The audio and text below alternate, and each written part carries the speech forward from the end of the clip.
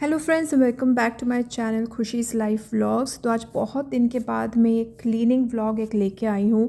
तो ये बहुत दिन से ना मेरा ये वॉशिंग मशीन क्लीनिंग पेंडिंग था। तो सुबह का जो भी काम था, स्पेशली लंच मैंने आज बना लिया जल्दी क्योंकि हस्बैंड ऑफिस गए। नाश्ता तो हो ही चुका था, बच्चे भी स्कूल जा चुके हैं। फिर सबसे पहले जो मेरे घर में सबसे गंदा अभी कुछ था तो ये वॉशिंग मशीन ही था। आप देख सकते हैं अभी कितना ज़्यादा उस पर मोल्ड आ चुका है। तो इसके लिए बेस्ट उपाय ये होता है कि कोई भी क्लीनिंग शुरू करने से पहले मैं सबसे पहले ब्लीच लेती हूँ। यहाँ यूके में ब्लीच जो है कोई भी सुपरमार्केट में बहुत ईजिली अवेलेबल होता है। आई थिंक बाकी कंट्रीज़ में भी अवेलेबल है। तो ब्लीच को मैं अच्छे से पूरे जगह पे स्प्रेड कर लूँगी ब्रश की मदद से। उससे पहले मैंने थोड़ा सा जो भी डस्ट होता है उसको मैंने एक टिश्यू पेपर से साफ़ कर लिया था। अब इसको अच्छे से पोंछ के या ब्रश से स्प्रेड कर लूँगी। और जब तक मैं बाकी क्लीनिंग कर रही हूँ, जैसे मैं 1 घंटा तक का मेरा भी सेशन होगा क्लीनिंग का, जब तक ये सोक होता रहेगा और उसके बाद लास्ट में हम लोग वॉशिंग मशीन का क्लीनिंग करेंगे। बस उसको मैंने बंद कर दिया है। अब सीधा मैं आ गई हूँ यहाँ बेडरूम में। दोनों बेडरूम का मैंने सुबह आज मैंने कुछ भी फोल्ड नहीं किया था, बेडशीट भी ठीक नहीं किया था। तो यूजुअली कभी कभी ऐसा होता है क्योंकि बच्चे स्कूल जब चले आते हैं उसके बाद ही कभी कभी होता है कि मैं बेडरूम ठीक कर पाऊँ, क्योंकि सुबह का जो टाइम होता है वो बहुत ही रश आवर होता है। एकदम मतलब भागते रहो, बच्चों को तैयार करो, टिफ़िन बॉक्स पैक करो। तो उस टाइम पे जब मेरे पास पॉसिबल है, टाइम रहता है तो मैं करती हूँ, नहीं तो फिर घर आने के बाद मैं आराम से ही अपना बेडशीट ठीक करती हूँ। तो अब वही करूँगी मैं। बेटी ने मेरा ऑलरेडी अपना बेड जो है वो थोड़ा सा सेट करके गई थी। ब्लैंकेट्स वो फोल्ड नहीं करती क्योंकि बहुत हैवी रहता है यहाँ पे, क्योंकि ठंड तो है ही यूके में बहुत, तो इसलिए वो करती नहीं है सब चीज़। तो मैंने ही सब ब्लैंकेट्स को फ़ोल्ड कर दिया था। और ब्लैंकेट्स को फ़ोल्ड करना सच में एक बहुत बड़ा टास्क हो जाता है क्योंकि जो कंफर्टर्स या डुवेट्स होते हैं वो बहुत ज़्यादा हैवी होते हैं। फिर थोड़े टॉयज़ इधर उधर फैले हुए थे, टॉयज़ को मैंने जगह पे रख दिए साथ ही साथ, और बेडरूम पूरा अच्छे से अब नीट एंड क्लीन हो जाएगा। बहुत बार ऐसा होता है कि हमारा घर जब इतना ज़्यादा मेसी होता है तो समझ में नहीं आता कि काम शुरू कहाँ से करें।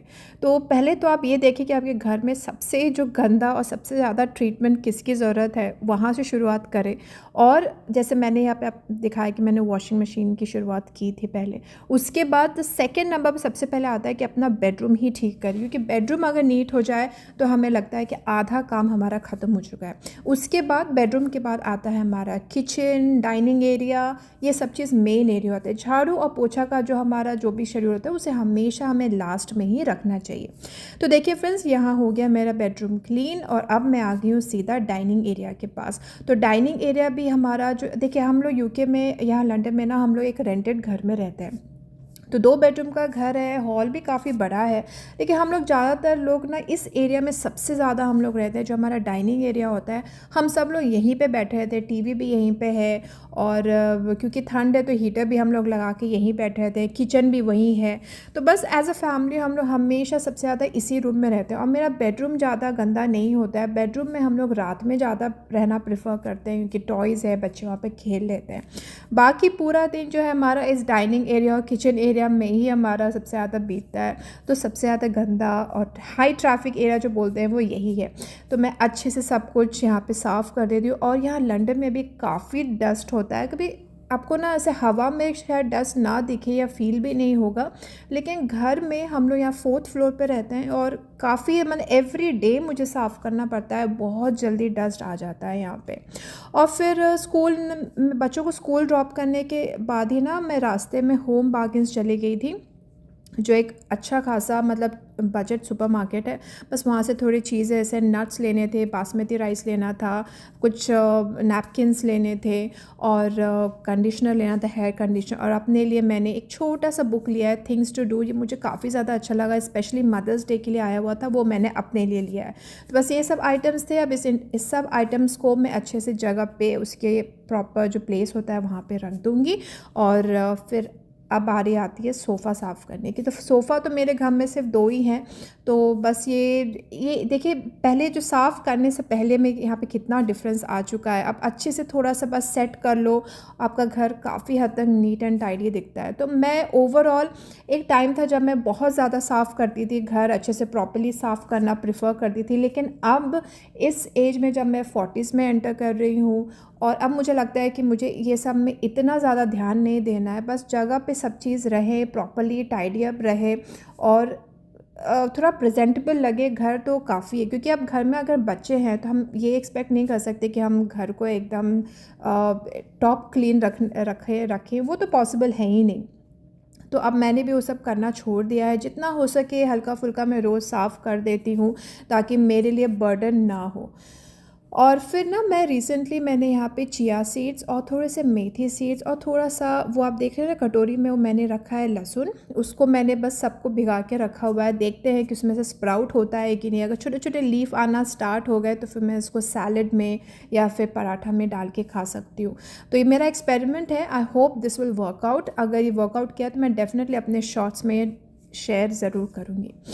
तो हॉल हमारा साफ़ हो चुका है कि तो अब सीधा आ गई मैं अब किचन एरिया में।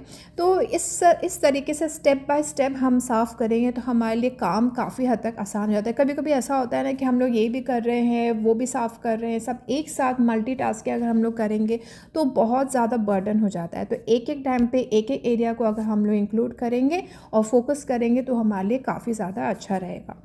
तो किचन में ज़्यादा गंदा नहीं था क्योंकि सुबह में स्कूल जाने से पहले ऑलरेडी नाश्ते के बाद ना मैं बीच बीच में साफ़ करती ही रहती हूँ, तो बहुत ज़्यादा करना नहीं रहता है। बस गैस स्टव को थोड़ा सा मैं डीप क्लीनिंग करूँगी, जो इधर उधर चिपक जाता है क्योंकि एक ग्लास है और इंडक्शन है तो इसको थोड़ा रेगुलरली साफ़ करना पड़ता है। तो अभी मेरा मोस्ट फेवरेट जो क्लीनिंग जो स्टफ़ है इसका नाम है द पिंक स्टफ़, और ये सीरियसली बहुत ज़्यादा अच्छा है, मुझे काफ़ी ज़्यादा अच्छा लगता है।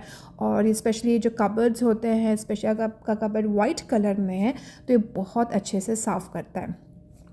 फिर जो हॉब क्लीनर है इंडक्शन का, इस पे कभी कभी ना कुछ ऐसे दाग जम जाते हैं कि वो आपको नॉर्मल क्लीनिंग से भी नहीं निकलता है। तो मैं यहाँ पे यूज़ कर रही हूँ हॉब क्लीनर। आप देख सकते हैं मैंने वो पर्टिकुलर पार्ट में ही मैंने यूज़ किया क्योंकि सबसे ज़्यादा वो साइड का ही बर्नर मैं यूज़ करती हूँ, इसलिए वो रेगुलर यूज़ होने की वजह से वहाँ पे सबसे ज़्यादा गंदगी चिपक जाती है। तो मैंने हॉब क्लीनर इस्तेमाल किया है, उसको मैंने अच्छे से 5 मिनट मैंने रगड़ा है ब्रश से और वो काफ़ी हद तक क्लीन हो चुका है।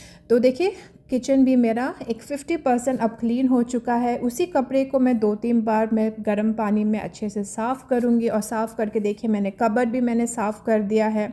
और थोड़े ही दिन पहले शायद मैंने लास्ट वीक ही उसी पिंक स्टफ़ से पूरा ये कबर्ड जो वाइट कलर में देख रहे हो ना, उसको मैंने साफ़ किया था और उस टाइम पे वो काफ़ी ज़्यादा अच्छा और वाइट हो चुका है। अब बस एक-एक करके जहाँ-जहाँ मेरा नज़र जा रहा है, जैसे नीचे अवन का एरिया है वहाँ पे थोड़ा-सा साफ़ कर लिया। नीचे जितने भी कबर्ड्स होते हैं, हमारे हाथों के मार्क्स लग जाते हैं, फिर खाना बनाते-बनाते बहुत सारी चीज़ें नीचे गिर जाते हैं। फ्रिज का जो एरिया होता है, खोलने का जो एरिया होता है, सब उस पर्टिकुलर एरिया पे हमें सबसे ज़्यादा ध्यान देना चाहिए। क्योंकि और मैं ऐसा नहीं कि मैं कुछ प्रॉपर डीप क्लीनिंग कर रही हूँ यहाँ पे। तो बस मैं थोड़ा-सा हल्का-फुल्का यहाँ इधर-उधर साफ़ कर लूँगी। थोड़े से बर्तन थे जो मैंने सुबह में ही मैंने धो दिए थे, वो भी, और थोड़े डिशवॉशर में बर्तन थे, इन सबको हटा के उनके जगह पे रख दूँगी। और फिर जो हमने नाश्ता किया था सुबह में, वो उसके बर्तन अभी थोड़े रखे हुए थे, तो अब वो मैं बर्तन भी अब वॉश कर लूँगी।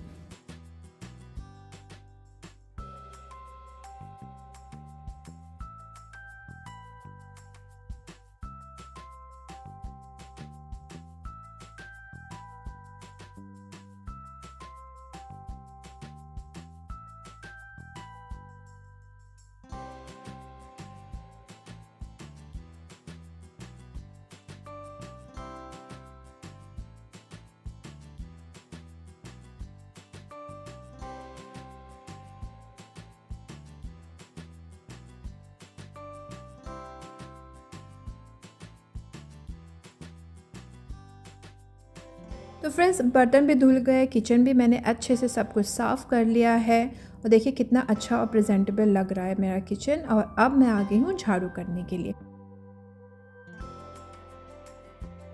तो ये जो मेरा हॉल और डाइनिंग एरिया का जो प्लेस है, मैं यहाँ पे आज झाड़ू करने वाली हूँ। और उसके बाद जो मेरा बेडरूम का एरिया रहेगा मैं वहाँ पे वैक्यूम करूँगी, क्योंकि बेडरूम में वहाँ पे दोनों बेडरूम्स में कारपेट है, तो इसलिए मैं ऑल्टरनेट डेज मैं यहाँ पे एक दिन वैक्यूम करती हूँ और एक दिन झाड़ू करती हूँ।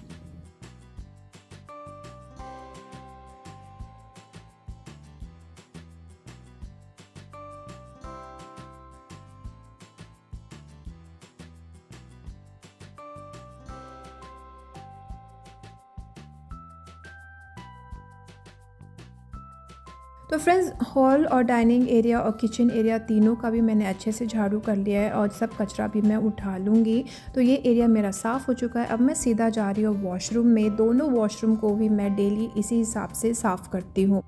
तो फ्रेंड्स, यहाँ लंदन में हमारे सभी घर में ना नीचे जो वॉशरूम का जो फ्लोर होता है वहाँ पे ड्रेनेज सिस्टम नहीं होता है।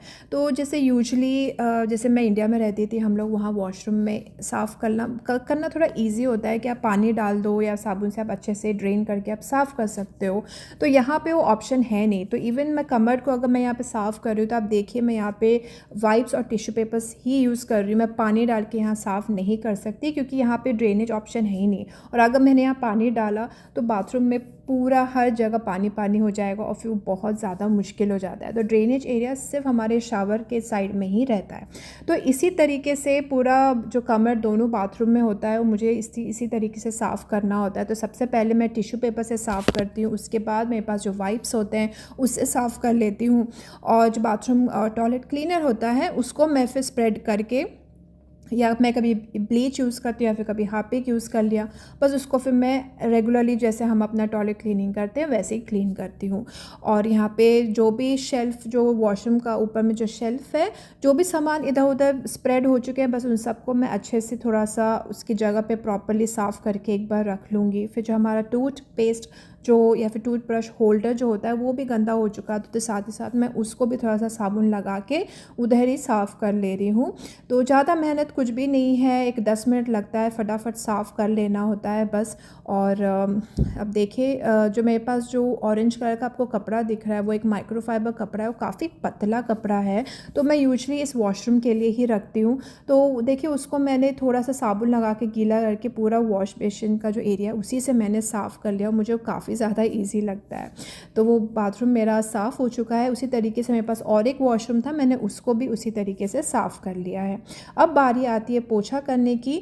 तो पोछा करने के लिए मैं इस टाइप का हैंडल ही यूज़ करती हूँ पोछा करने के लिए, लेकिन इस बार क्या हुआ ना, ये मेरा जो हैंडल या जो स्प्रे होता है वो टूट गया है, वहाँ से वो स्प्रे नहीं हो पा रहा है। तो आप देख रहे हैं कि मैं ऊपर से उसमें से पानी डाल के नीचे फ्लोर पे पानी डाल रही हूँ और फिर वो पोछा कर रही हूँ।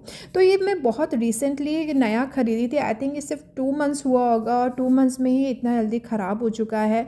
लेकिन ये सब चीज़ें यहाँ पे काफ़ी ज़्यादा महंगे मिलते हैं, लाइक 12-13 पाउंड्स में आपको मिलेगा। तो मैंने सोचा कि अभी देखते हैं, जितने दिन हो सके मैं उतने दिन मैं चलाऊँगी। जिस दिन नहीं हो पाएगा उस दिन फिर मैं नया ख़रीदूँगी। फ़िलहाल अभी तो मैं इसी से काम चलाने वाली हूँ।